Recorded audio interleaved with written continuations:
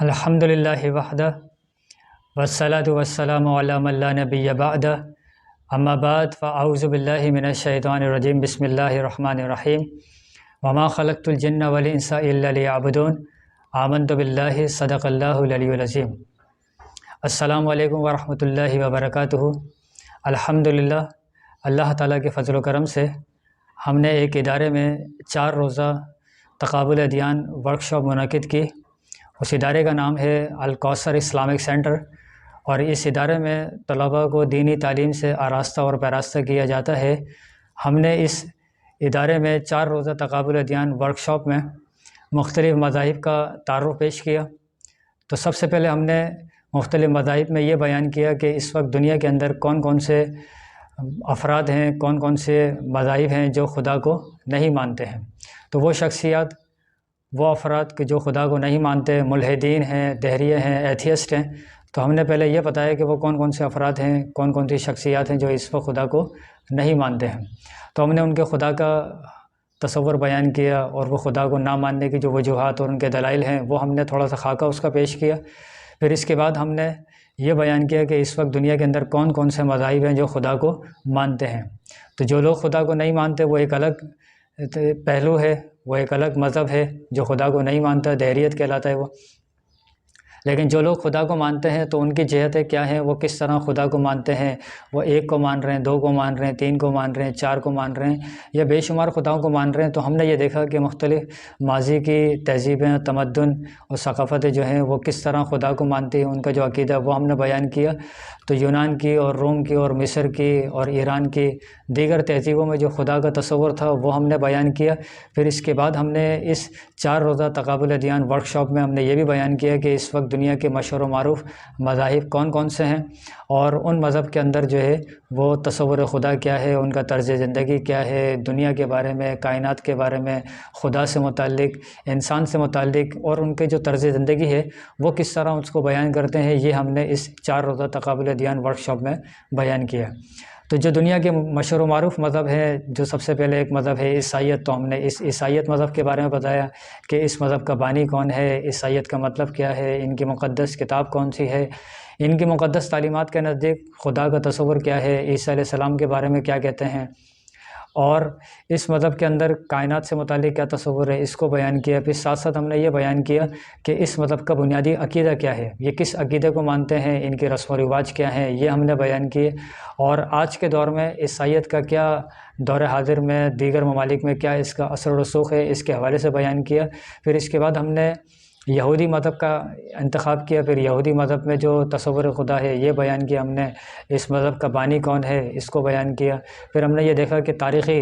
ادوار کے اعتبار سے جو مختلف دور ان کا گزرتا رہا ہے، مختلف ان کے ارتقائی منازل ہیں، اس کو ہم نے بیان کیا۔ اور قرآن پاک نے جب بنی اسرائیل کو مخاطب کیا تو قرآن پاک نے کس طرح ان کو مخاطب کیا، اور جب صرف بنی اسرائیل کو یہ خاص قبیلہ ہے الیہود اور یہودی، ان کو مخاطب کر کے جو حکم فرمایا ہے اس کی ہم نے توجہ بیان کی۔ اور اس مذہب کی جو مقدس کتاب ہے اولڈ ٹیسٹمنٹ، عہد نامہ قدیم جو ہے، اس کے بارے میں ہم نے بیان کیا، اس کا تعارف پیش کیا، اور ساتھ ساتھ ہم نے ان کی جو مذہبی علامت ہے اس پر تفصیلی بات کی۔ پھر اس مذہبی علامت کا جو استعمال اس وقت موجودہ دور میں جو ملک اس کو استعمال کر رہا ہے اور اس کے نظریات کو آگے لے کے چل رہا ہے، اس ملک سے متعلق ہم نے بیان کیا۔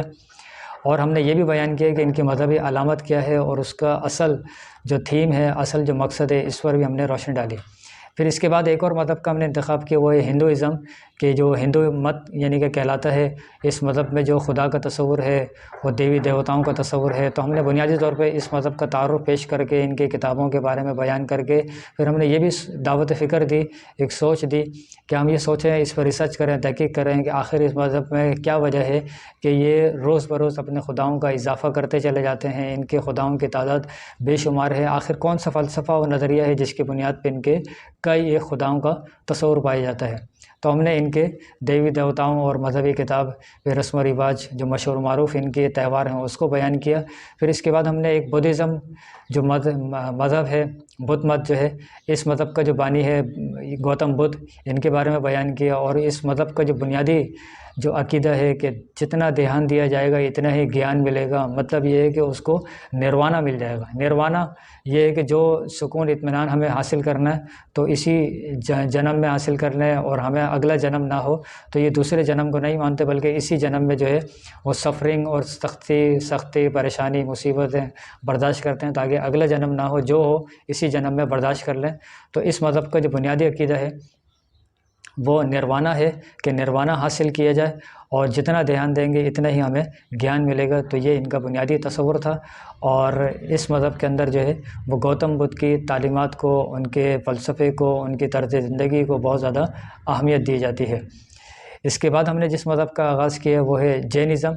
جینزم جو ہے وہ انڈین ریلیجن کہلاتا ہے، اور یہ ہندوستان کا ایک مذہب ہے۔ تو اس مذہب کا جو مقدس جو تصور ہے وہ یہ ہے کہ، اور عقیدہ بھی ہے ان کا، کہ اہمسا کو مانتے ہیں۔ اہمسا کو مانتے ہیں، تو اس مذہب کے اندر تشدد نہیں ہے، نان وائلنس نہیں ہے۔ تو اس حوالے سے بیان کیا، اور ہم نے یہ بھی بیان کیا اس عقیدے کا ان کا عملی زندگی پہ یہ اثر پڑا کہ یہ وہ مذہب ہے جو انڈا نہیں کھاتا ہے۔ اس مذہب کے ماننے والے انڈا نہیں کھاتے ہیں کیونکہ وہ تشدد نہیں کرتے۔ وہ کہتے ہیں اس انڈے کے اندر جو ہے وہ ایک جان ہے، ایک زندگی ہے، تو ہم زندگی کو فنا نہیں کرتے۔ تو بنیادی طور پہ اس مذہب کا مذہب جو ہے وہ اہمسا ہے۔ تو اس مذہب کے بارے میں بیان کیا، اور اس مذہب کے جو دو بنیادی فرقے ہیں ان کے بارے میں بیان کیا۔ اور اس کے بعد ہم نے جس مذہب کا آغاز کیا وہ ہے سکھ ازم۔ سکھ مت جو ہے، اور اس مذہب کے بارے میں بیان کیا کہ یہ اس مذہب کا تعلق بھی جو ہے وہ 15ویں صدی سے ہے، 550 سال پہلے کا مذہب ہے، اور اس مذہب کے جو بانی ہیں وہ بابا گرو نانک ہے۔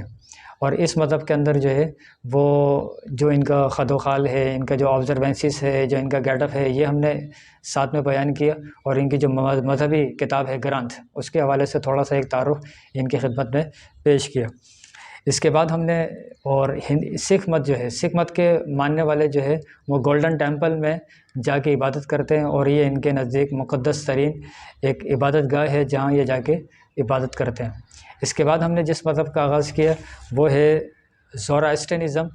اور زوراسٹرنزم پارسی مت، زرتش مذہب، اور اس مذہب کا جو بانی ہے وہ ہے زرتش ہے، جن کو انگریزی میں جو ہے زوراسٹر کہا جاتا ہے۔ اور اس مذہب کے نزدیک جو ہے فلسفہ یہ ہے کہ نیکی جو ہے وہ بدی پر غالب آتی ہے، گڈ جو ہے وہ فالس پہ جو ہے وہ غالب آئے گا۔ اور یہ آہورا مزدا کو مانتے ہیں۔ آہورا مزدا کا مطلب یہ ہے کہ وہ دانائی اور حکمت کا ایک دیوتا ہے جس کی یہ عبادت کرتے ہیں۔ اور اس مذہب کے اندر جو ہے وہ آگ کی پوجا کی جاتی ہے، اور آگ کی سب سے زیادہ عبادت کی جاتی ہے، اور ان کے جو عبادت خانے ہیں وہاں ہر وقت جو ہے وہ آگ جلتی رہتی ہے۔ اور اس مذہب کا ماننے والا جب عبادت کرنے کے لیے جاتا ہے تو آگ سے دور رہتا ہے، تاکہ ہماری ناک سے جو سانس نکل رہی ہے یہ سانس اگر آگ کو چھو جائے گی تو ہمارا خدا جو ہے وہ ناراض ہو جائے گا، اس کی گستاخی ہو جائے گی۔ تو یہ اپنے ناک پر ایک خاص قسم کا ایک رومال رکھ کے جو ہے نا پھر یہ اپنے خدا کی عبادت کرنے کے لیے جاتے ہیں۔ تو اس پارسی مت کے بارے میں ہم نے بیان کیا، اور اس مذہب کے ماننے والوں کی تعداد تقریباً وہ 15 سے 20 لاکھ کی آبادی ہے۔ تو اس مذہب کا ایک تعارف پیش کیا کہ یہ انڈیا اور پاکستان، ایران اور دیگر ممالک میں یہ ماننے والے ہیں اس مذہب کے۔ پھر اس کے بعد ہم نے جس مذہب کا آغاز کیا وہ ہے تاؤزم، اور یہ اس مذہب کا تعلق جو ہے وہ چائنا سے، اور جو جاپان اور دیگر ریاستیں ہیں اس مذہب کو ماننے والے ہیں۔ اور یہ مذہب بنیادی طور پہ فلسفیکل ریلیجن کہلاتا ہے، فلسفیانہ بنیادیں ہیں۔ ان کے نزدیک جو ہے اخلاقیات کے کچھ اصول و ضوابط ہیں جن اخلاقیات کو یہ مانتے ہیں۔ تو اس مذہب کے حوالے سے ہم نے بیان کیا، ان کی عبادت خانے کے بارے میں بیان کیا کہ یہ ان کے شرائن ہے جہاں یہ جا کے عبادت کرتے ہیں۔ اس کے بعد ہم نے جس مذہب کا انتخاب کیا وہ ہے شنٹوازم۔ شنٹوازم یہ جاپان کا اور چائنا کا اور دیگر ریاستوں کا ایک مذہب ہے، لیکن جاپان میں، چائنا میں سب سے زیادہ اس مذہب کی جو ہے وہ اس مذہب کو مانا جاتا ہے۔ اور اس مذہب میں بنیادی طور پہ تصور اور عقیدہ یہ ہے کہ اس کائنات کی ہر شے کے اندر جو ہے وہ کامی ہے۔ تو جب ہر شے کے اندر ایک خاص قسم کی چیز ہے جس کو وہ اصطلاحی طور پہ کامی کہتے ہیں، تو وہ کہتے ہیں ہر چیز کے اندر کامی ہے، تو لہٰذا ہر چیز کی جو ہے وہ کامی کی وجہ سے جو ہے وہ تعظیم کی جائے، اس کا احترام کیا جائے۔ تو اس مذہب کے اندر جو ہے وہ بنیادی طور پہ فلسفہ یہ ہے کہ مظاہر پرستی، نیچر ورشپ کرتے ہیں، اور یہ فطرت ہی کی عبادت کرتے ہیں، اس کی پوجا کرتے ہیں۔ اور ان کے بارے میں یہ بھی بتایا ہم نے کہ ان کے خداؤں کی تعداد تقریباً جو ہے وہ 88 کروڑ خداؤں کی ان کی تعداد ہے۔ تو یہ ہر چیز کو مطلب جو ہے وہ خدا کا درجہ دیتے ہیں، اس کی تعظیم کرتے ہیں اور اس کو کامی تصور کرتے ہیں۔ تو شنٹوازم اس مذہب کے بارے میں بیان کیا۔ پھر اس کے بعد چائنا کا ایک اور مذہب ہے جس کو کنفیوشنزم کہتے ہیں، یہ بھی ایک فلسفیانہ فلاسفیکل ریلیجن کہلاتا ہے، اور کنفیوشس جو ہے وہ بنیادی طور پہ ایک فلسفی تھا، اور اس نے زندگی گزارنے کا ایک طریقہ کار بیان کیا، اور عام طور پہ جو اقوال زریں چینی تہذیب میں جو بیان کیے جاتے ہیں تو وہ خاص طور پہ یہ کنفیوشس کے اقوال ذریعے جو بیان کیے جاتے ہیں، تو ان کنفیوشس کے بارے میں بیان کیا، ان کے عبادت خانے کو بیان کیا کہ یہ کس طرح اپنے شرائن میں جاتے ہیں جہاں یہ جا کے خاص رسم و رواج کو ادا کرتے ہیں۔ پھر ہم نے یہ بھی بیان کیا کہ کنفیوشس جو ہے اس مذہب کے اندر خدا کا تصور نہیں ہے، یہ گاڈ لیس ریلیجن کہلاتا ہے، یہ خدا کو نہیں مانتے۔ اس حوالے سے جب ہم نے کرسچینٹی کو بیان کیا، جوڈائزم، ہندوازم، بودھزم، جینزم، شنٹوازم، تاؤازم، کنفیوشنزم، یہ تمام ازم کو بیان کرنے کے بعد ہم نے آخر میں اسلام کو بیان کیا کہ اسلام جو ہے وہ اس کا مطلب ہی یہی ہے،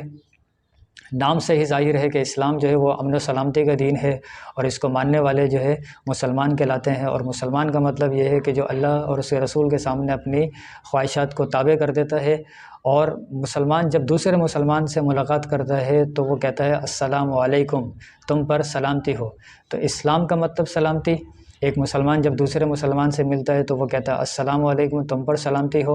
اور جب مسلمان اپنے عبادت خانوں میں، جس کو مسجد کہا جاتا ہے، اس مسجد میں جب عبادت کرتے ہیں اور نماز پڑھتے ہیں، اور نماز کے اختتام پر جب وہ نماز پڑھ رہے ہوتے ہیں اس کے اختتام پر وہ ایک جملہ کہتے ہیں السلام علیکم ورحمۃ اللہ، السلام علیکم ورحمۃ اللہ، تو وہ دائیں جانب سلامتی بھیج رہے ہوتے ہیں، بائیں جانب سلامتی بھیج رہے ہوتے ہیں۔ تو اس سلامتی کا معاشرے پہ بہت اچھا اثر پڑتا ہے، اور دین کا اور ایک پیغام جو ہے وہ انسانیت کو مل رہا ہوتا ہے کہ جب اسلام کا مطلب سلامتی، مسلمان کا مطلب سلامتی، اور یہ روز بروز ملاقات میں جب سلامتی بھیج رہے ہوتے ہیں، تو اس مذہب کے جو خصائص ہیں، خوبیاں ہیں، وہ بہت زیادہ ہیں، جسمانی اعتبار سے، روحانی اعتبار سے، اخلاقی اعتبار سے، سماجی اعتبار سے، عسکری اعتبار سے، سیاسی اعتبار سے،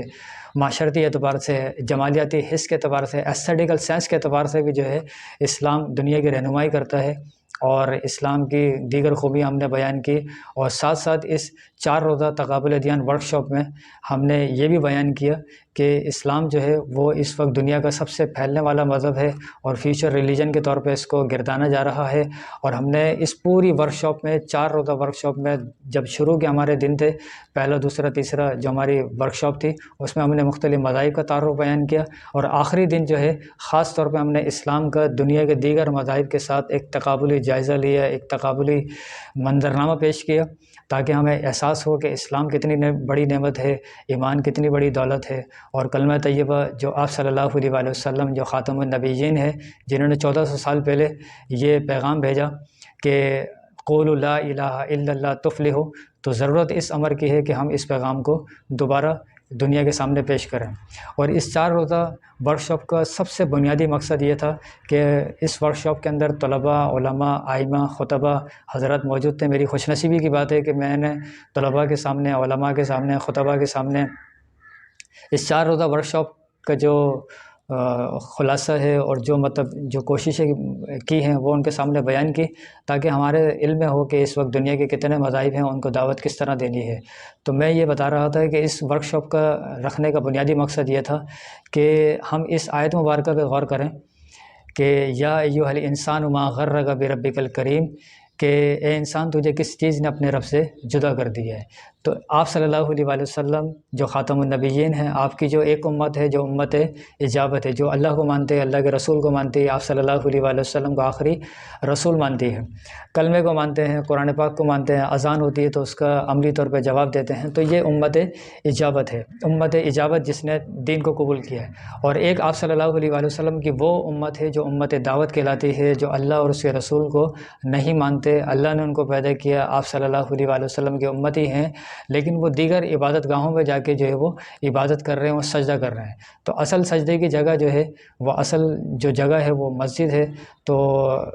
سوچنے کی بات ہے، غور و فکر کرنے کی بات ہے، ایک ماں کا بچہ اگر گم شدہ ہو جائے، اگر کوئی بندہ اس بچے کو ماں تک پہنچا دے، تو ماں جھولیاں اٹھا کے جو ہے وہ دعا کرتی ہے، اور وہ دل سے جو دعا کر رہی ہوتی ہے ہم اس کا تصور بھی نہیں کر سکتے، کہ جب ماں کو جب بچہ ملتا ہے وہ دعا کرتی ہے، یا اللہ اس کو سلامتی عطا فرما، خوشی عطا فرما، اس کو یا اللہ اپنی امان عطا فرما،